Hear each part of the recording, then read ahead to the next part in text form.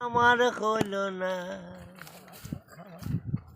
ও মামি বিদায় ঘুরে লাগটা হয়ে কেবারে মামা কিছু বলে না রে বলে না মামার বাড়ি যাবো যে আমার হলো না একদিন গেলাম বিশেষ দরকারে আরে মামির উপর শুয়ে মামা বুকের উপরে আমি দেখে মরি হলা যে বাঁচি না কে পাই আমার যাওয়া হলো না মামার বাড়ি যাওয়া বুঝে আমার হলো না একদিন গেলাম বিশেষ দরকারে